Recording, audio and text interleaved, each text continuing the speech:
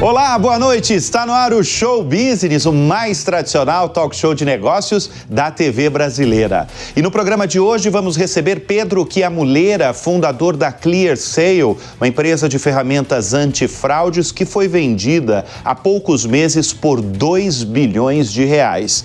E Leonardo Santos, fundador e presidente do Conselho da Semantics de Inteligência Artificial, porque ambos falarão sobre as últimas novidades e os próximos passos da inteligência artificial no mundo, depois que um novo capítulo foi criado há 2 semanas com a entrada da startup chinesa DeepSeek, que surpreendeu mercados, investidores e gigantes de tecnologia do Vale do Silício. Eu sou o Bruno Meyer e seja muito bem-vindo ao Show Business, que começa em instantes.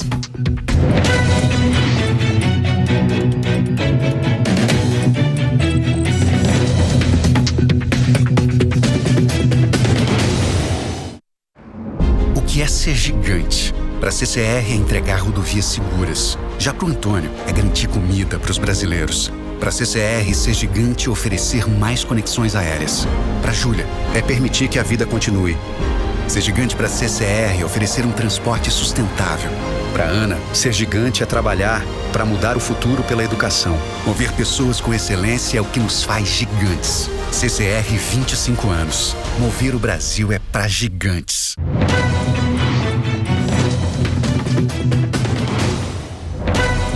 Eles respiram inteligência artificial há muitos anos e fundaram empresas bilionárias cuja essência são dados e AI. Por esse motivo, podemos chamar de especialistas num assunto que tem ganhado contornos ora de frenesi, envolvendo bilhões de dólares das companhias mais valiosas do mundo, ora de reviravoltas, como a entrada de uma startup da China chamada DeepSeek, que revirou o mercado financeiro global, que perdeu em um único dia $1 trilhão. Nós vamos receber nessa edição especial de Inteligência Artificial Pedro Chiamuleira, fundador da ClearSale, e Leonardo Santos, fundador e presidente do Conselho da Semantics. Pedro, Léo, obrigado pela presença aqui em nosso estúdio, nessa edição especial de Inteligência Artificial. E eu começo falando, vou começar com você, Leonardo, 2024. Eu posso definir aí como um ano de consolidação da AI, né? No mundo todo. Nós vimos bilhões de dólares investidos em inteligência artificial. Inclusive, semanas atrás, a Microsoft aumentou consideravelmente os investimentos aí em data centers, justamente para suportar a demanda de AI no mundo, investimento de 80 bilhões de dólares. A gente só fala de bilhões quando fala em AI. E aí chega no meio dessa conversa uma startup chinesa, a DeepSeek, para embaralhar todo o jogo. Leonardo, qual que é o momento do dia de hoje da inteligência artificial no mundo? Bom, primeiro, minha gratidão, um prazer estar aqui. Pedrão, muito longa data, um prazer, Bruno. Acho que é um momento muito especial, principalmente para o mundo de forma muito globalizada, pelo fato de você ter hoje uma predominância muito forte no desenvolvimento de inteligência artificial pelos americanos, e você tem agora, recentemente, o lançamento da DeepSeek, que de fato muda a maneira como a gente trata o desenvolvimento da inteligência artificial de forma global. Por que disso? Porque isso traz um senso de custo, quer dizer, uma redução de custo que era um grande empecilho para mercados emergentes como o nosso, no qual você precisa ter investimentos muito altos para treinamento, para pré-treinamento, para armazenamento de dados. Quer dizer, esses investimentos que você citou de data centers, isso você traz um questionamento para o planeta como um todo, onde você não tem mais essa necessidade de uso desses bilhões e desses investimentos grandes para você desenvolver inteligência artificial. Mas tudo vai ficar mais barato?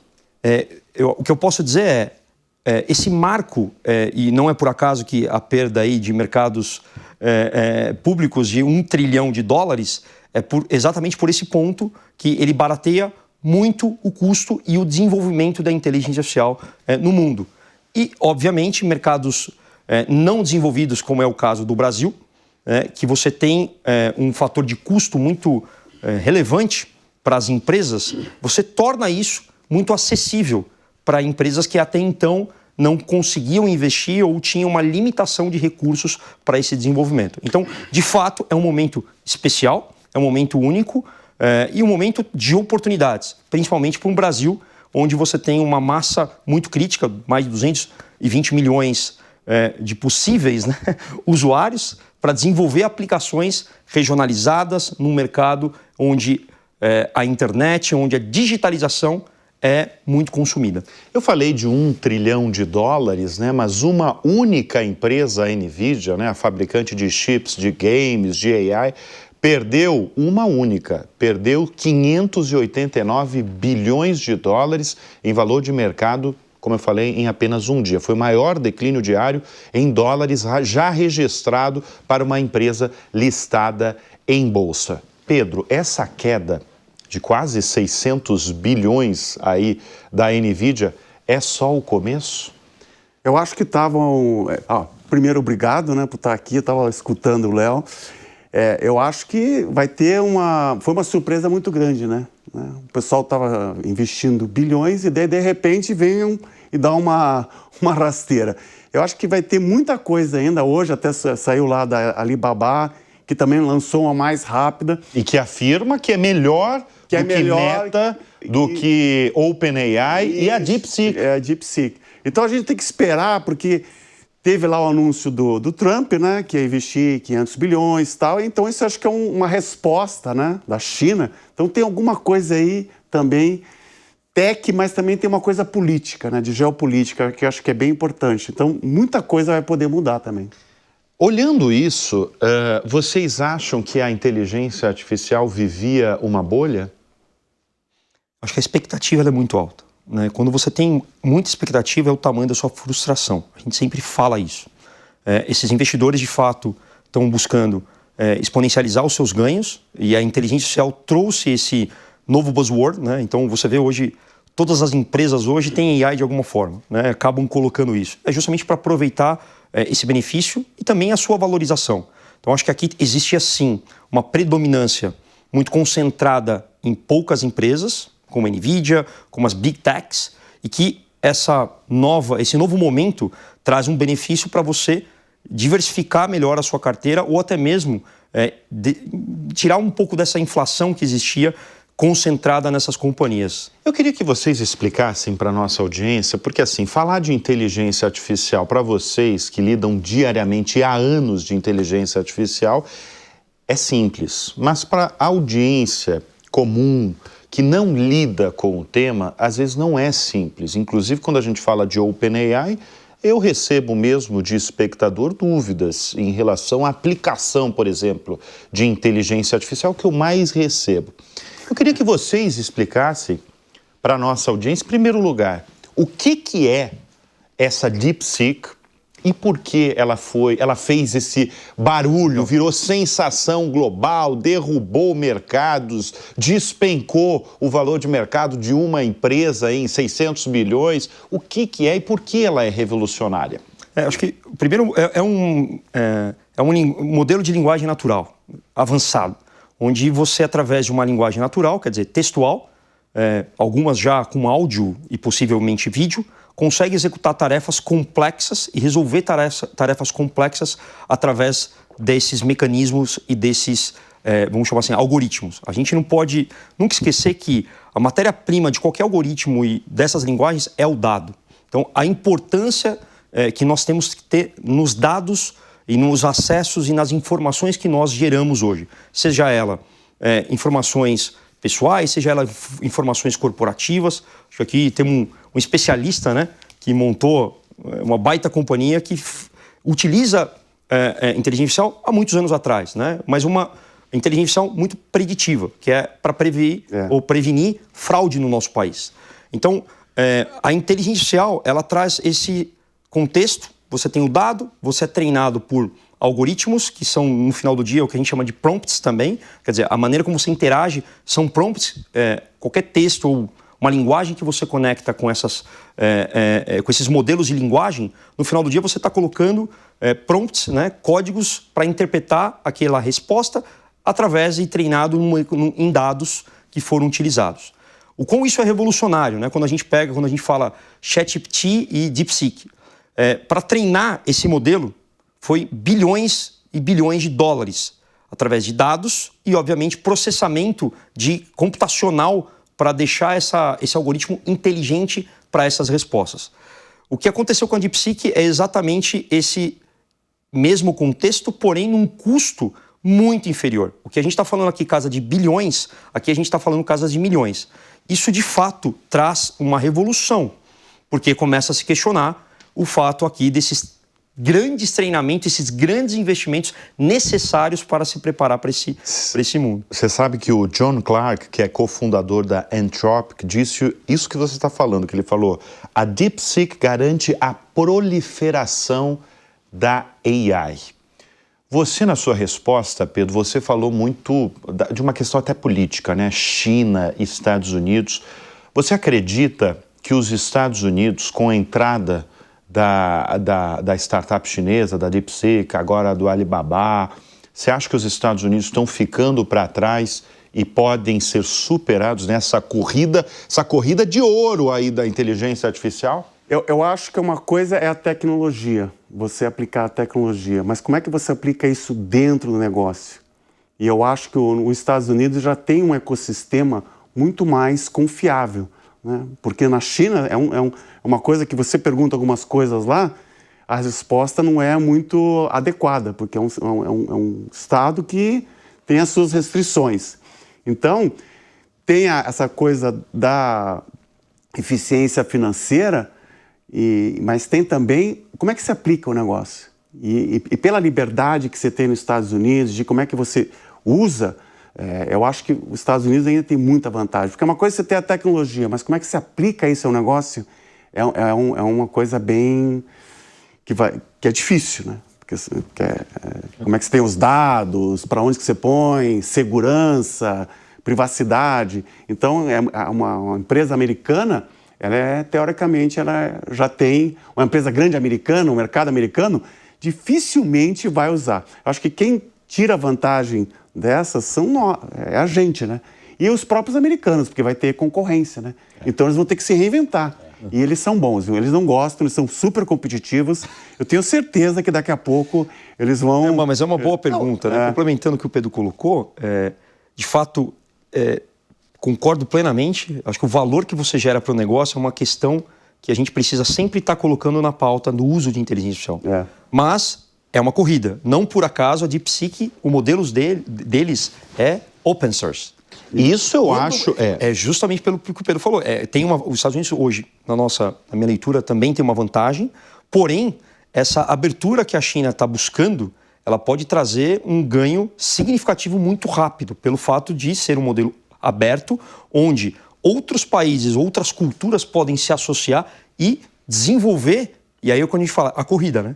Eu vou correr, vou abrir mais para eu criar mais valor. Mais pessoas, quando é open source, mais pessoas vão usar, tal, mas aquilo, qual é a segurança daquilo? Porque quanto mais, que nem, por exemplo, vamos comparar aqui os dois celulares. O Apple, que é um sistema super fechado, que você não tem problema, né? Você instala ali as coisas, você não tem que dar reset, né? O Google agora está bem melhor, mas lá atrás se tinha problema de vírus, tal, porque era uma coisa mais aberta. Então, quando é open e fechado, tem as suas contrapartidas, né, os seus desafios. Então, eu acho que vai ser... Eu acho que isso, né, da competição, da concorrência, isso é maravilhoso. Porque as pessoas vão atrás. E você vai ter cada vez mais avanços. Cada vez mais avanço. E só está no começo, porque a hora que você põe a inteligência artificial, ela tá lá na nuvem. Agora você vai poder usar local... E o próprio seu celular. A própria Meta tem a Llama, né? Que ela é local e ela também é open source, né? Então já tem umas correntes de como é que você usa isso para tirar mais valor, né? Olha só, vocês têm companhias distintas, né? Fundaram companhias distintas, eles não têm companhias, de certa forma, parceiras, cada um é dono do seu próprio negócio, mas vocês têm uma similaridade, porque vocês lidam com inteligência artificial há muitos anos. E isso a gente tem que destacar, porque o mundo fala de inteligência artificial há pouco tempo. Virou popular mesmo. Eu recebi a Tânia Cosentino, presidente da Microsoft, a gente conversou sobre isso. Virou essa popularidade global no mundo todo desde que surgiu o ChatGPT em novembro de 2023. 2023 ou 2022? 2022. E depois a Microsoft colocou lá os 10 bilhões de dólares, virou um assunto extremamente popular. Mas vocês dois lidam há muitos anos com inteligência artificial. Como é que era a inteligência artificial? Desde o começo, a inteligência artificial estava no negócio de vocês, Pedro? No nosso negócio estava, porque a gente trabalha com fraude, então só para explicar, o boom de inteligência artificial agora é generativa, que é essa conversacional. Né? Mas de também texto, é estatística. Né? De você fazer uma pergunta. Isso, né? Porque nada mais é do que a conversacional é o rato roeu a roupa do rei de... Ele responde, Roma. Muito então, bem. por isso que precisa de muito poder computacional, que ele vai pegar todos aqueles dados para dar a resposta do Roma. Isso, e ele fala. Então, esse é um exemplo bem básico de como é que faz a generativa, né? Que é a conversacional. A outra é a probabilística, que você tem que fazer uns cálculos mais numéricos, né? Qual que é a probabilidade de essa transação ser fraude? Então, é um outro tipo de inteligência artificial e que era muito difícil, porque para fazer isso lá atrás, quando a gente começou a ClearSale, tinha que ter um software específico, que era muito caro, tinha que ter o processamento, tinha que ter um servidor. Então, foi bem desafiador fazer o primeiro modelo de fraude no Brasil. Agora qualquer pessoa pode chegar lá e fazer uma pergunta.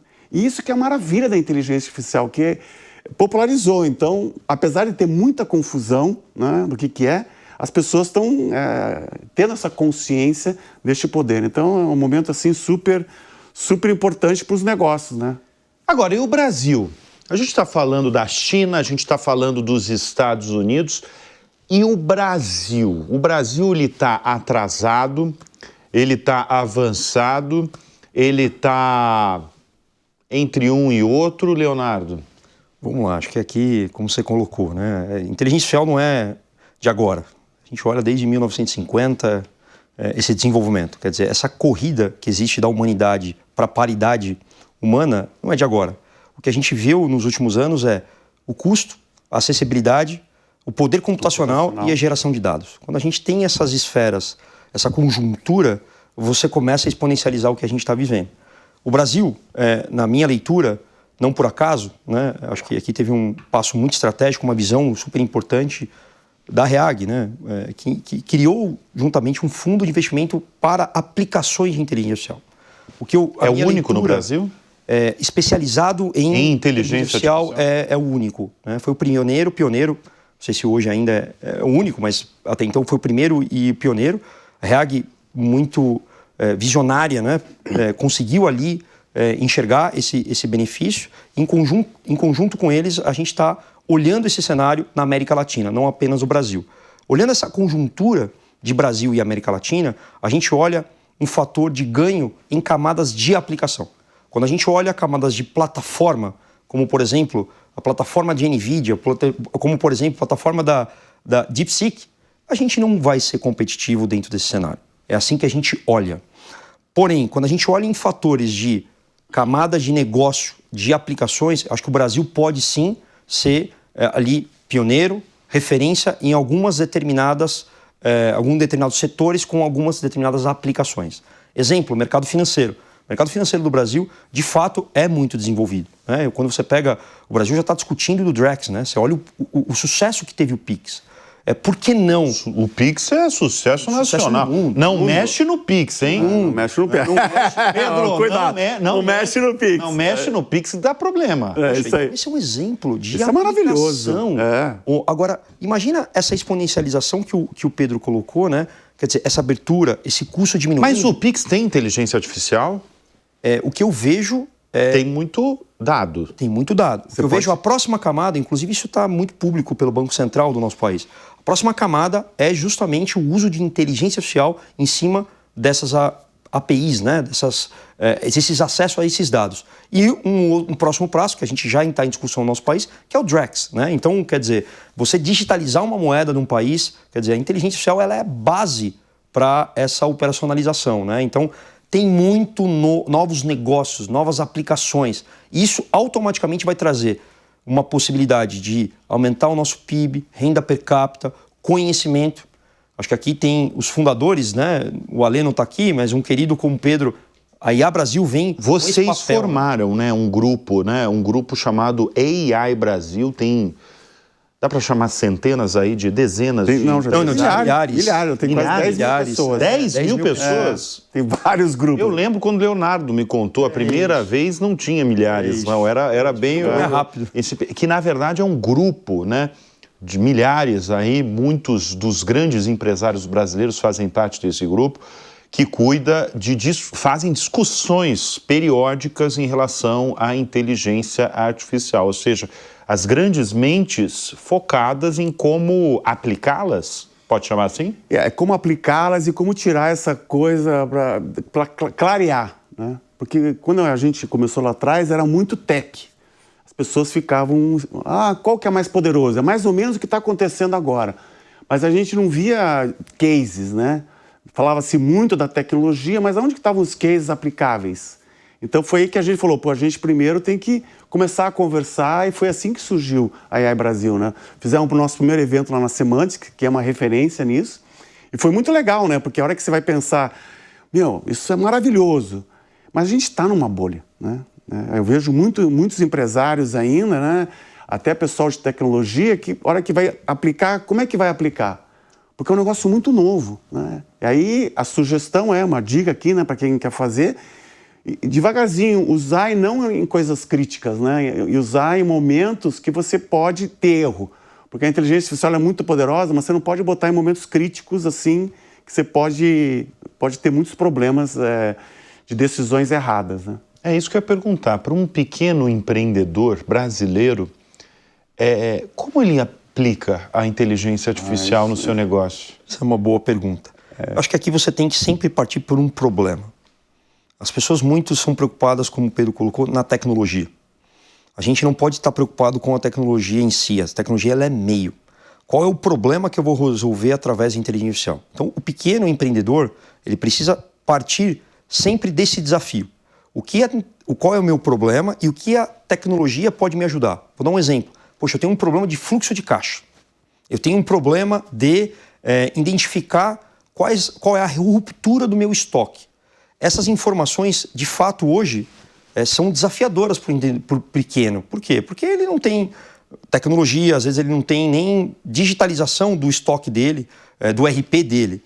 Então, a partir do momento que você tem esse dado digital, ou essa forma de acessar isso, colocar a tecnologia, a inteligência artificial, aplicada a esses dados, se torna fatores muito relevantes para a solução daquele problema que ele tem, ou tinha, enfim, ou quer resolver. Então, acho que aqui é um pouco da experiência que eu tive, através, obviamente, da Semantic, ajudando as principais empresas do país e da América Latina. Sempre parta de um problema. E a tecnologia, ela é o meio. Ela é o meio. E aí tem uma outra coisa, que se você faz o download lá do ChatGPT ou do DeepSeek, eu acho que é para qualquer pessoa. Você está até o pipoqueiro, né? Como é que eu faço uma melhor pipoca?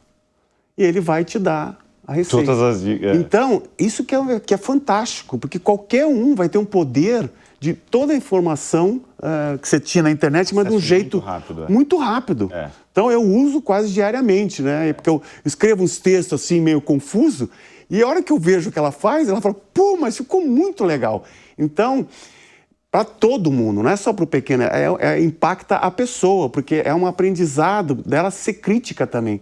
Porque às vezes você vai perguntando, aí você vai mas aqui ela não foi eficiente. Então, por isso que estamos vendo um momento maravilhoso, né? Porque isso é uma coisa tão poderosa e que está acessível a todo mundo, né? Então, isso é bem... A gente está falando das coisas boas, né? Desse momento maravilhoso que você destaca aqui no show business, mas durante muito tempo, acho que isso passou um pouco, mas ainda tem muita gente com receio, com medo de perder o emprego, de perder postos de trabalho por conta da inteligência artificial. O que vocês têm a dizer para essas pessoas, não só no Brasil, no mundo inteiro, com receio de perder o seu trabalho? Eu sou muito otimista. Eu acho que vai ter uma quebra, mas vão surgir outras inúmeras possibilidades de emprego. Outros novos postos de trabalho. Outros novos de trabalho. Porque a pessoa ela vai deixar de fazer aquela coisa operacional e ela vai usar todo o seu potencial. Então vai ter uma quebra aí, mas depois que isso passar, vai ser fantástico, né? Porque a máquina, todo mundo fica meio... Ela pode fazer uma porrada de coisa, mas ela nunca vai ter o sentimento, a intuição, né? A colaboração do ser humano. Então, acho que isso que é maravilhoso. Pode falar, Léo. Os otimistas são os campeões. Estou com o Pedro. É que vocês dois são otimistas na vida, né? Senão vocês não teriam construído as empresas que vocês construíram. E por isso que na AI Brasil o que a gente quer fazer é como é que a gente adota mais rapidamente. Divulga, fala, não tenha medo. Porque a hora que você tem medo, você impede teu aprendizado. Não, isso não é para mim. E acho que isso que é o grande passo. Por isso que a gente luta para isso. Essa transformação cultural. Ô Léo, qual a habilidade ou a característica humana que você acha que a AI não consegue replicar de maneira alguma? Boa pergunta. Hoje, né? O dia de hoje, não sabe se vem aí um DeepSeek. Olhando um pouquinho para frente, a gente está começando a discutir um fator de AI física. O que é AI física, né? É aplicar a inteligência artificial em fatores físicos. Por isso é da robótica, por isso dessa discussão nova que acontece. IoT também, né? IoT, né? Processamento de borda, né? 80% dos dados não estão hoje em data center. Explica o que é processamento de borda, porque ele fala as coisas técnicas. É verdade. O processamento de borda é um celular. Um celular é um processamento tá na ponta. bolso. Ele está na ponta e está dentro, não de grandes data centers, mas ele está na borda, está na ponta, junto com um usuário ou num campo, né? O agro do Brasil é muito relevante, né? Então você pode ter ali antenas que tenham microprocessadores onde você pode aplicar inteligência artificial dentro desses processadores, que é isso que está começando a ser discutido. O agro brasileiro está com isso? O agro brasileiro, tem em que muitas momento? Iniciativas já. Em que momento está em relação à inteligência artificial? Tem muitas já iniciativas, você tem empresas já faturando milhões de dólares brasileiras dentro de aplicações de inteligência artificial para agro. Então, um exemplo é mapeamento de risco em áreas de plantio, né? Então, você tem hoje processamento de imagem com algoritmos aplicados para você fazer prevenções de riscos naquele determinada região. Isso é legal vocês falarem, né? Da aplicação. Exato, que é um pouco do que a gente falou.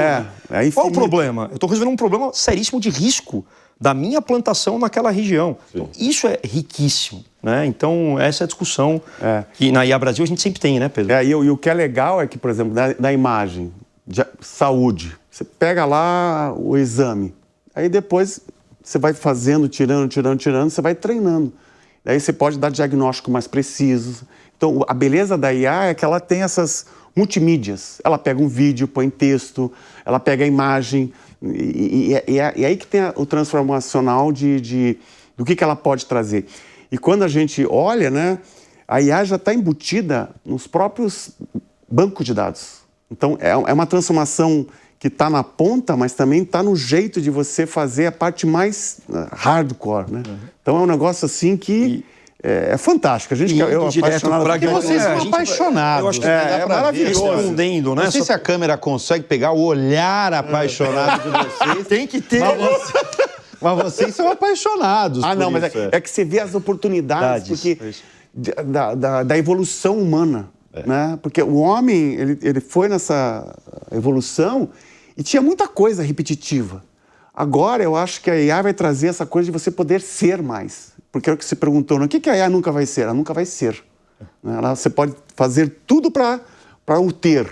Mas eu acho que nessa coisa dessas interações humanas. Então, acho que tem aí, por isso que eu fico fascinado, porque são infinitas as possibilidades. Estou com o Pedro e respondendo pragmaticamente. Eu acho que fatores humanos, eu acho que aqui são fatores que, de fato, não serão, na minha visão, substituíveis. Então, não é por acaso que empresas estão colhendo íris para, no futuro, poder identificar, né, robôs e seres humanos. Eu acho que aqui esse feeling, os valores humanos, eu acho que é o momento de nós, como humanidade, resgatarmos isso. Fatores familiares, fatores... E acho que é bem importante isso, a gente, né, que já trabalha, porque tem uma coisa da ética, né, uma coisa da fazer o certo. Né? Então, por isso que a gente quer unir várias pessoas, né, e orientar. Porque também é muito poderosa também para o crime, mas o crime ele é pequeno. Né? Eu trabalho com fraude, né? Você fala, é fraude. A maioria esmagadora no Brasil é boa, 97%. Então, mas transações, você tem, né? Das transações, tal. Então sempre tem, isso sempre aconteceu. Então por isso que a gente quer pegar o maior número de pessoas, né? Discutir, fazer a adoção mais rápida, porque daí a gente fala que o certo, fazer o certo sempre dá mais certo e sempre dá mais lucro. Deixa eu sair um pouquinho do assunto inteligência artificial, quero destacar a sua história, Pedro. Você é um ex-atleta. Uau, Você é um atleta, você é um ex-atleta olímpico, né? Olímpico.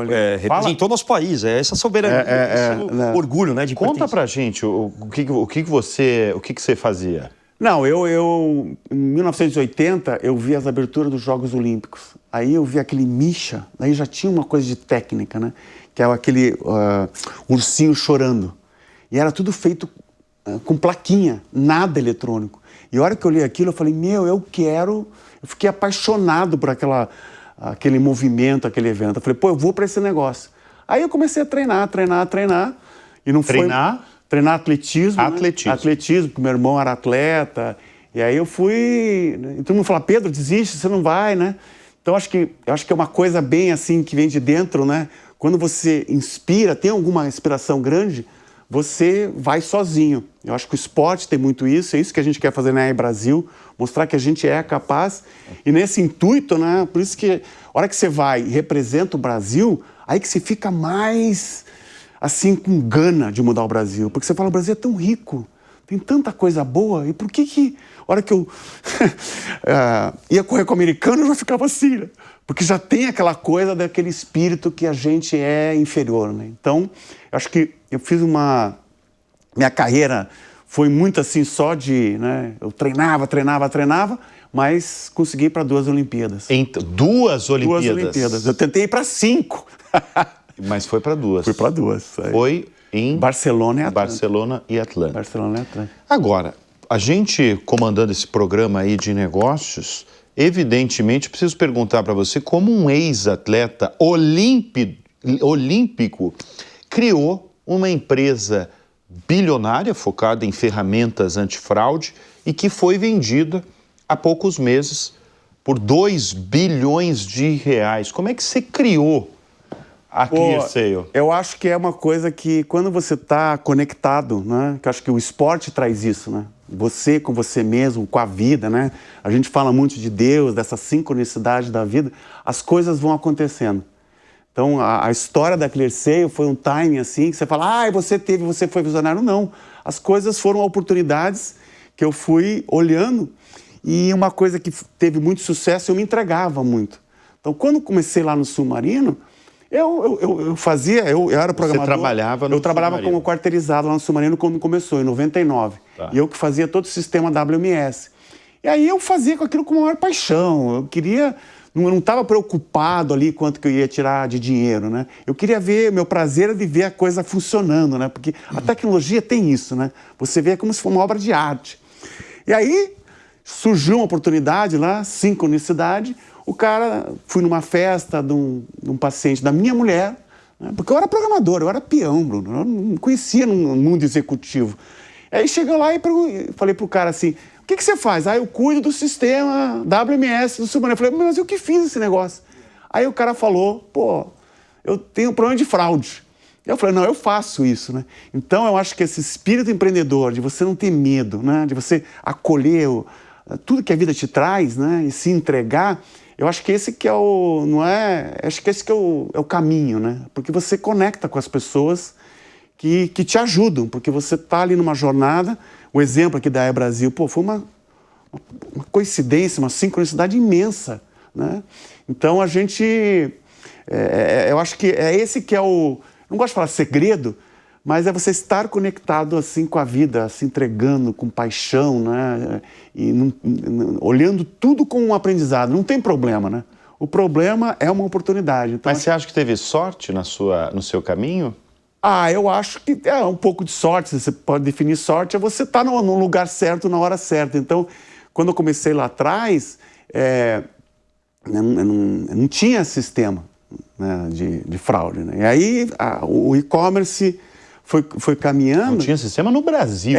Antifraude, estatística não tinha. E eu fui lendo, conversando com as pessoas e contando. Outra coisa que é bem legal... Que é o que o Léo falou, né? Sobre o problema das pessoas, a necessidade, a dor das pessoas. Isso, né? E aí você vai e você não tem medo de falar. A pessoa tem uma dor, você vai lá e você pode falar besteira, mas o pessoal sente que você está genuinamente querendo resolver o problema. E a partir dessa coisa genuína, autêntica, é que as ideias vão. Isso que é uma conexão com a vida. Então, acho que a história da ClearSale é sobre isso. Muito bem, nós estamos conversando nesta edição especial de Inteligência Artificial com dois apaixonados por tecnologia, por inteligência artificial e por empreendedorismo, por Brasil, por tudo. Pela vida, né? Pela vida. Nós estamos conversando com Pedro Chiamuleira, fundador da ClearSale,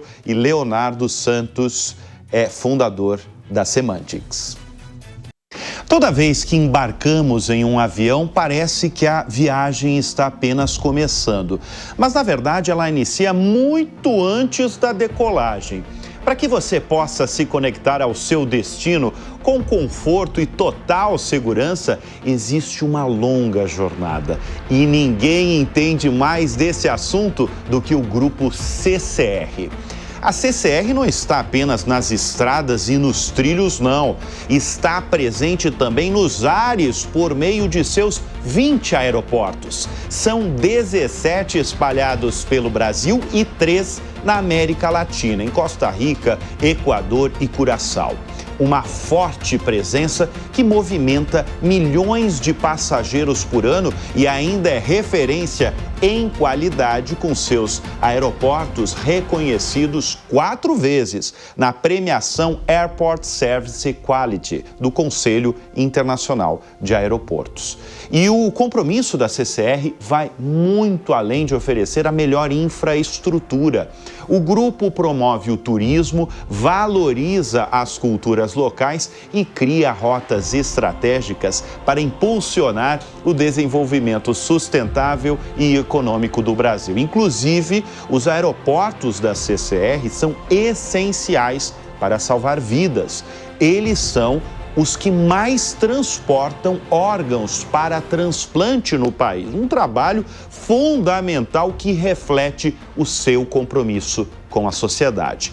Mas isso não é tudo. A CCR é pioneira em cuidados com o meio ambiente no setor aeroportuário, com um de seus terminais sendo o primeiro a conquistar o título de aeroporto carbono neutro no Brasil. E está na linha de frente nos acordos para inibir o tráfico de animais silvestres, ajudando a proteger a nossa biodiversidade. Outro ponto de orgulho é a pontualidade dos aeroportos administrados pelo grupo. De janeiro a novembro de 2024, a pontualidade alcançou uma média de 77%, superando padrões internacionais e garantindo que os passageiros cheguem ao seu destino no tempo esperado. Por trás de toda essa operação existe muito trabalho. São mais de 1.800 colaboradores treinados e dedicados a oferecer uma experiência de viagem que une excelência e inovação. Seja modernizando a infraestrutura ou investindo em tecnologia, a CCR transforma cada aeroporto em um portal para novas histórias. Nos 25 anos do Grupo CCR, é impossível não reconhecer como ele tem movido a vida dos brasileiros com cuidado, inovação e paixão. Aproveite e acesse o QR Code aqui na tela para conferir o vídeo da nova campanha do grupo. CCR 25 anos. Mover o Brasil é para gigantes. E o Show Business vai para um rápido intervalo e volta em instantes.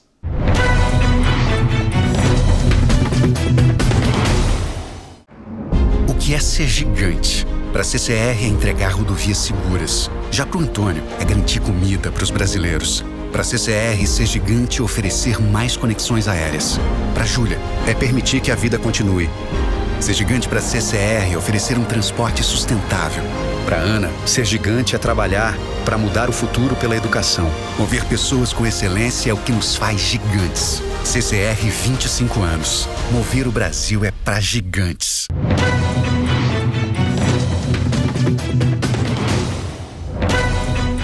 E nós voltamos com o Show Business nessa edição especial de inteligência artificial.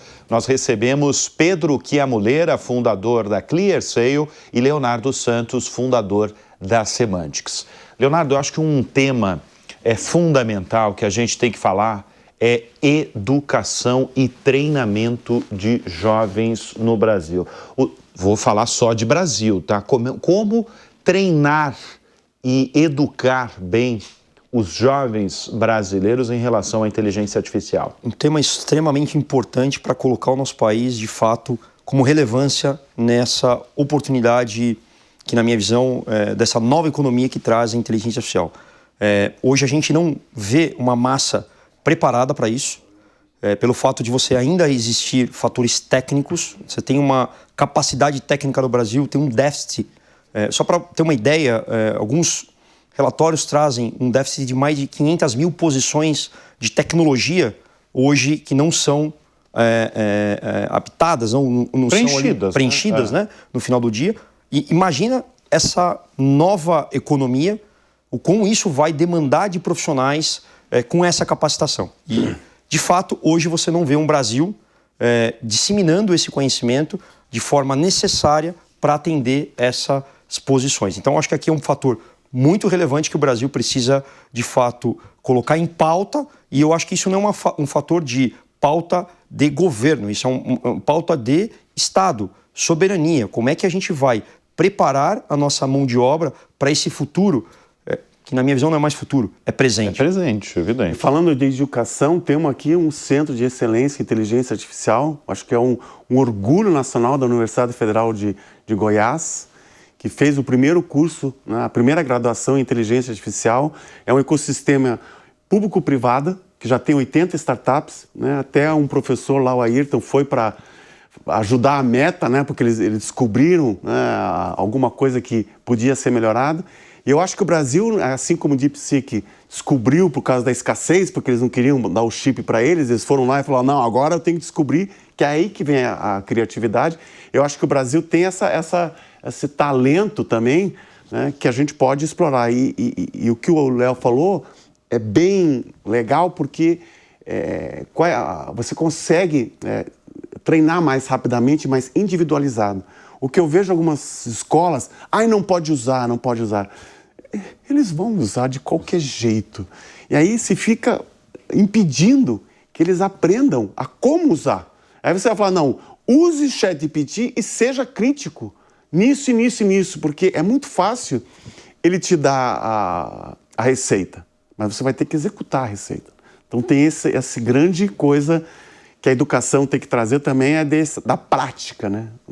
Desse senso crítico. Mas você acha que as escolas brasileiras, faculdades brasileiras estão preparadas para o que o mercado de trabalho busca? Eu acho que não, Mas eu acho que o brasileiro ele é muito safo.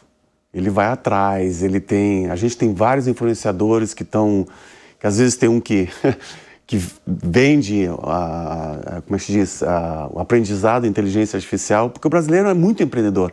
E aí saiu uma notícia lá, o pessoal já está... Então tem bastante gente educando, às vezes, né, de um jeito assim que a gente... Sem metodologia? Sem metodologia, mas aí que está a beleza, né? Você conversa, você vai aprendendo, experimentando, mas eu acho que é uma grande oportunidade para a gente agora individualizar, né? Para cada estudante pode ter um tutor, porque hoje é muito top-down a educação. Você estuda coisa que você não alimenta o espírito crítico, você não aprende a aprender. Você está ali, né, com uma coisa... Você não vai usar na prática, no mercado. O mercado de trabalho não quer saber daquilo. Não quer saber mais daquilo, então eu acho que... E eu vejo, para esse mundo de inteligência artificial, os fatores de predominância do brasileiro, como a criatividade, a interconexão, a gente é uma cultura multicultura, a gente está acostumado a lidar com isso, eu acho que são fatores muito importantes para essa nova... cadeia de trabalho, vamos chamar. O Pedro estava falando de interação humana, que é povo mais que interage. É isso como que brasileiro. Ele está falando de Estados Unidos, estamos falando de China. Tem povo, cultura mais próxima que interage. Que é esse que a gente tem que dar valor. É esse que é o nosso principal valor como nação. A gente é um país super assim... Temos alguns desafios políticos, mas isso é pequeno, comparado com a nossa essência acolhedora. E quando você pensa no sentimento, na paixão, é isso que vai nos diferenciar. Porque a inteligência artificial, o que é formal, o que é frio, ela vai fazer. Bom, eu vou abrir uma participação externa aqui no Show Business, meu amigo André Miceli, CEO do MIT Technology Review e apresentador aqui da Jovem Pan. Vamos ouvir. Olá, amigos do Show Business, Pedro, Leonardo, André Miceli por aqui, sempre um prazer estar com meu amigo Bruno Meyer. É o seguinte, o mercado de tecnologia sempre foi marcado por granularizações e consolidações. Várias empresas apareciam e aí, aos poucos, algumas empresas tomavam o mercado e acabavam consolidando tudo. Foi assim com os sistemas operacionais, com soluções de RP e com as redes sociais, por exemplo. Esse começo de fase de inteligência artificial fez parecer que a história seria diferente em função dos custos de entrada, mas de repente a DeepSeek apareceu e mudou todas as perspectivas. Dá para imaginar esse processo de fragmentação acontecendo agora, empresas de outros segmentos lançando as suas próprias soluções para competir com as gigantes? E aí, quero ouvir a opinião de vocês. Um grande abraço para todo mundo. Tchau, tchau. Dá para imaginar? Dá para imaginar. Depende do posicionamento, do desenvolvimento e daquilo que a gente está priorizando. A gente não vai ser competitivo, na minha visão, em fatores como plataformas que são as Big Techs, data centers.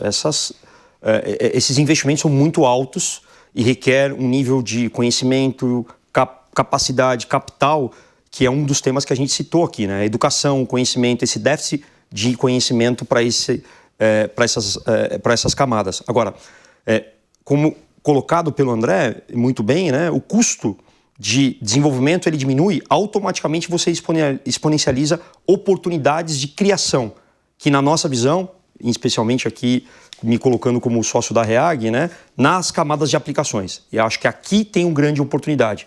Porém, como qualquer novo mercado, acho muito difícil sobreviver 100 mil empresas de AI. Acho que aqui existe sim, no início, claro, surgem várias companhias, soluções, startups, mas que na minha visão, como qualquer mercado, se existe um fator de consolidação natural. Então essa é um pouco da minha leitura nesse mundo de AI. Eu acredito que vai ter muitas oportunidades, porque tem a tecnologia e tem um negócio. E vão surgir inúmeros negócios diferentes com a IA. Por exemplo, quando teve a mobilidade, não existia Waze e nem iFood. Então, está surgindo uma coisa completamente diferente. E a gente está falando muito de IA só na camada de negócio, de varejo. Mas como a gente fala, tem robótica, tem IoT, tem wearables, tem uma infinidade de coisas que vão surgir que a gente nem dá para imaginar. Então, eu acho que vai ter as coisas, vai ter as plataformas para prover, mas como é que vai usar isso para o negócio? E o principal é como é que vai colaborar, porque o que é mais importante é o dado. E aí, quem colaborar e fazer uma colaboração para ter mais assertividade no setor, eu acho que é isso que vai ser as empresas vencedoras. Pedro, deixa eu falar da sua companhia que você vendeu há poucos meses. Você ainda está na companhia, né? Estou na companhia. Você atende os maiores comércios eletrônicos do país, as mais variadas empresas de todos os setores. Como eu falei, é uma companhia antifraude, com ferramentas antifraude. Qual que é a maior fraude, a fraude mais comum no Brasil? Bom, a fraude é muito profissional no Brasil e a gente cresceu porque ela tem um ecossistema por trás. E a gente conseguiu, através da colaboração, blindar. E as fraudes, às vezes, elas são simples, porque é pegar a informação e da informação fazer informação. Né? E antigamente, quando era só o e-commerce, era só um canal. Então era mais fácil, porque era só ali que tinha o digital, era mais concentrado. Agora, com mobilidade, com os bancos, então tem celular, tem fraude tem fraude no WhatsApp, então tem por tudo. Então, eu acho que a mais comum, é difícil de falar, porque, né? Cartão de crédito. Não, o que a gente faz é quando o cara pega o cartão de crédito e tenta, com aquela informação, comprar uma coisa no varejo. Tá. Que é essa que a gente... Isso que mais acontece. Que mais acontece. Tá. Mas eu acho que a fraude de WhatsApp também tá crescendo. E com IA vai ficar mais... complexo. Porque hoje eu vi que tem IA que simula a voz da tua esposa. Então, mas isso não é um problema? Isso é evidente que é um problema, não é? Mas fraude sempre vai existir. Eu acho que as pessoas, o brasileiro, acho que a gente tem uma vantagem, porque o brasileiro ele ficou safo. Uhum. Assim como tem muita fraude, tem muitas pessoas que já sabem o que é o quê, entendeu?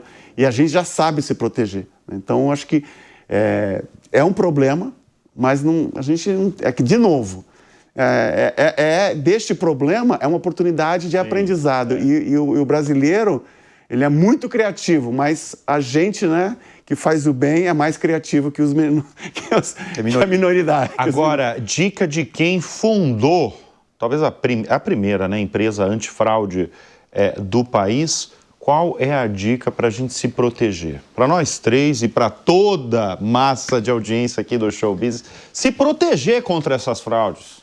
Eu acho que você tem que ficar muito atento, né? Porque o que a gente fala? É o texto que encontra um contexto, que a gente fala quando fala a dica. O que é um texto? Você tem que ver que se tem alguma coisa ali de dinheiro envolvido com dinheiro, seja quem for, família, eu acho que esse é o principal. Né? Porque não tem almoço grátis. Se tem alguma coisa que é uma promoção muito grátis, você fica atento. Se tem alguém pedindo dinheiro, você fica atento. Então, a coisa gratuita e muito fácil, sempre tem alguma coisa ali, ou para pegar teu dado, ou para te enganar. Entendeu? Então, acho que essa é a principal dica, né? Porque a fraude é uma questão de dinheiro. Monetária. É monetária. Então, o cara está ali. Então, se tem o dinheiro envolvido, você fala assim, mas o que tá? Alguém está me pedindo dinheiro emprestado? Para! Então, você tem que consultar essa pessoa. Você consultar, vou ligar, vou fazer, porque às vezes, né? Aí você evita até essa coisa, tua mulher pedindo para você fazer um DOC urgente. Mas por que minha mulher... quando tem qualquer coisa, seja quem for, envolvendo dinheiro, para fazer alguma coisa urgente, você... Respira fundo e vai por outro caminho e se protege. E no aspecto de dados, se proteger com senha, senha não fácil, não comum, né, que são normais, né? Você proteger as suas informações, criar backups, porque claramente criptografar, quer dizer, colocar uma segurança em cima do seu dado, porque no final do dia, fraude é dado, é informação, como o Pedro colocou. Então acho que aqui tem esse ponto. E também uma coisa que tem muita de celular, roubo de celular. Então, se você tiver um celular, né, porque hoje todo mundo usa o celular para fazer tudo. Então, deixa o celular, que você tá andando com um banco. Senha do banco anotada no celular. Isso, né, então... Isso não dá mais, né? Então, eu acho que você tem que, quando você for, ficar esperto, né? E sorrir, porque... e não ter medo, porque quando você... mostra medo, aí que o ataque vem. Os caras veem que você está vulnerável. Olha só, vocês como importantes empresários e que têm contato com o empresariado brasileiro, como é que anda o ambiente de negócios no Brasil? Eu acho que tem economias que estão sofrendo, o custo de capital aumentando muito. Isso. Então a gente tem hoje um custo de capital que a gente pega uma bolsa que tem, obviamente, uma quantidade de recursos externos não sendo capitalizados. Você tem um custo de país, um problema fiscal no país, que isso automaticamente acaba recorrendo, né, a você aumentar a sua arrecadação, uma máquina muito inchada, custo de capital aumentando. Então a gente sai de uma Selic muito provavelmente aqui chegando a 15%, alguns economistas colocando uma Selic a 15%, né, desse custo de capital. Então você olha uma indústria, você olha um agronegócio, você olha um varejo, o impacto disso ele é muito relevante. Você já parou para pensar que se você não colocar o seu dinheiro hoje numa aplicação sem muito risco, né, em 5 anos você dobra o seu capital. Então imagina um investidor olhando isso, né, com um custo de capital alto, um risco de país. Né? Então são cenários externos onde você tem uma política americana de um novo presidente, onde é uma incógnita para muitos fatores. Né? Então quer dizer, você tem uma economia que você começa a travar essa economia. Mercado imobiliário, com um custo de capital desse, como é que você vai financiar? O cara vai, principalmente classe baixa e classe média, né? Começa a ter uma falta de emprego. E é uma bola de neve, vira uma bola de neve, que é a lição de casa que o Brasil precisa fazer. Então eu olho um cenário super desafiador, um 2025 muito desafiador, e aqui minha dica é proteger o seu caixa, né, no final do dia, porque o custo de capital é muito caro. Com certeza. Acho que o varejo está sofrendo muito, né, por causa desses juros altos. E o varejo ele depende muito de financiamento, né, e aí tudo fica muito mais caro. Então eu acho que esse ano vai ser bem difícil. Então proteja o caixa, né, porque toda empresa, né, Mas Pedro Chiamuleira, você que é um otimista na vida... É que você não deixou eu acabar. É isso que eu ia perguntar. Você não está otimista nesse assunto aí. Você tá otimista, você está realista ou você está pessimista em relação aos rumos da economia brasileira? Eu acho que o Brasil é maravilhoso, porque o que fazem nesse país é surreal e o Brasil ainda vai. Então eu vejo todo mundo falando, o brasileiro é muito resiliente, é muito persistente. Então esse é o nosso grande valor. Mas em contrapartida a gente tem que ficar atento, né? Porque se não tem o dinheiro, a gente tem que ser parcimônio também, né?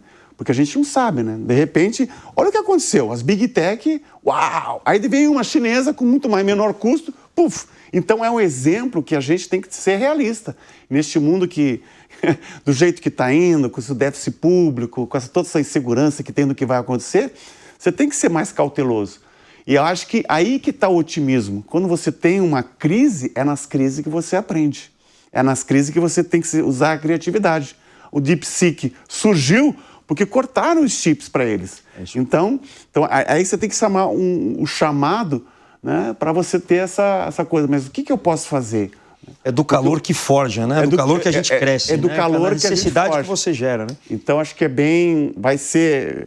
Porque, realmente, se você falar que 15% a taxa de juros, se o cara vacila, ele fica devendo muito tempo. Então, acho que tem que ser cauteloso e aproveitar, porque toda crise é uma oportunidade. Bom, a gente tem mais uma pergunta agora do Eduardo Ibrahim para vocês. Queria saber de vocês o que vocês acham do descolamento dos investimentos nessas big techs de infraestrutura principalmente e a aplicação real dos problemas empresariais, né, da aplicação de inteligência artificial dentro das empresas. A gente está vendo um grande movimento agora de desmonetização do mercado, né, o que aconteceu com a NVIDIA por causa do algoritmo da DeepSeek e aconteceria com a OpenAI também se ela fosse uma empresa listada em bolsa. A gente tem um arsenal de poder computacional gigante, mas a gente ainda não sabe como aplicar isso dentro das empresas. E como vocês veem isso? O Eduardo falou um ponto crucial, né? Uma pergunta que eu recebo com frequência também. Aplicação. Como aplicar inteligência artificial? Problema. Eu volto de novo na palavra. Vou aplicar para resolver qual problema? Acho que esse é o grande desafio para a aplicação da inteligência artificial. Eu vejo muitas empresas rodarem modelos e terem um poder computacional enorme, como ele está vendo os investimentos, mas no final do dia, qual o valor real que você está trazendo para o teu negócio? Acho que esse é o desafio. Vocês que são bons e grandes investidores de negócio, porque eu sei que vocês investem em outros negócios também, qual setor que vocês investiriam no Brasil? Hoje, doutor Pedro. Energia. Você que acabou de vender a sua empresa. Energia. Eu estou no empreendimento novo da Conf, que é uma spin-off da ClearSale, e a gente quer trazer muita inteligência, a gente tem todos os dados da ClearSale anonimizados, e a gente quer trazer muita inteligência para ajudar o varejo a ser mais eficiente. Então, varejo é um setor que você não entraria? Varejo, eu acho que para deixar o varejo mais eficiente é um setor importante, mas o varejo ele está... Léo falou de energia. Tem biotecnologia. Aplicações de inteligência artificial, obviamente. Tudo que envolve ali consultoria, tudo que envolve aplicações, eu acho que é um bom setor. E no mercado lá fora, eu tenho visto muito, por mais que o Jensen colocou ali fatores de quantum compute por muitos anos, acho que ele tem um fator ali de, vamos chamar assim, de interesses pessoais e mútuos através da NVIDIA, mas quanto computer, eu acho que no futuro, eu acho que é um bom investimento. E outra, só para falar... E ativos digitais, desculpa. Isso, e a outra coisa tem muitas empresas que estão usando IA, mas você tem que ver como é que ela está no negócio. Sim. E como é que ela está usando, como é que ela tem uma expertise no negócio.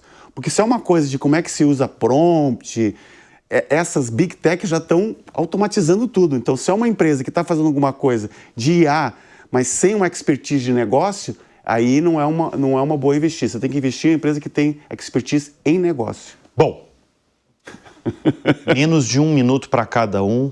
A pergunta que eu faço toda edição aqui do Show Business. Quem são as referências de vocês? Pode falar só uma ou pode falar duas. Pedro, vamos começar com você. Referências em IA? Não, referências na vida, no mundo dos negócios. Esquece um pouco o IA. Pode ser IA, mas é vida em mundo dos negócios. Eu admiro muito o Elon Musk. Porque o cara, ele foi lá, ele surgiu do mesmo negócio que eu, né? Ele que vendeu a PayPal. E é maravilhoso o que ele fez, né?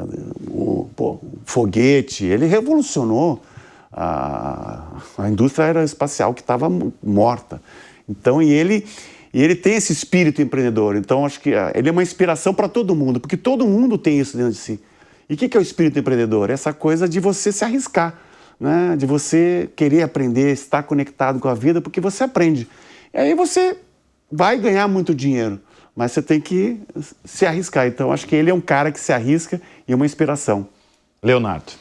Primeiro, Deus, a Bíblia, Jesus é o que eu sigo.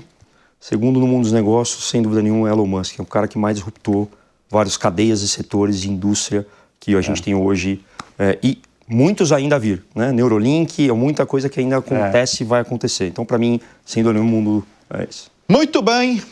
Elon Musk aqui para Pedro Chiamuleira, fundador da ClearSale, e Leonardo Santos, fundador da Semantics, 2 especialistas que lidam com inteligência artificial há muitos anos, há mais de uma década, e por isso que eu convidei vocês dois, aqui nessa edição especial do Show Business, e eu agradeço muito a presença de vocês. Obrigado. Podemos fazer uma coisinha, Bruno, para acabar? Ixi, claro. É aquela coisa que a gente faz na AI Brasil, né?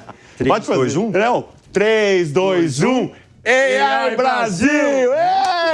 Muito bem. É um grito de guerra pra gente transformar o país. Aê! Muito bem. Obrigado, viu? Esse é o Pedro, esse é o Leonardo. Obrigado mais uma vez pela participação aqui de vocês.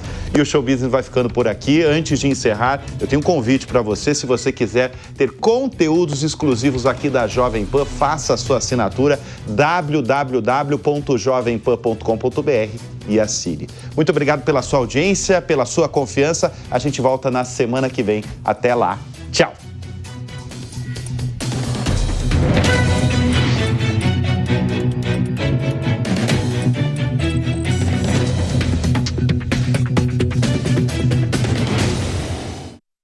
A opinião dos nossos comentaristas não reflete necessariamente a opinião do Grupo Jovem Pan de Comunicação. Realização Jovem Pan News.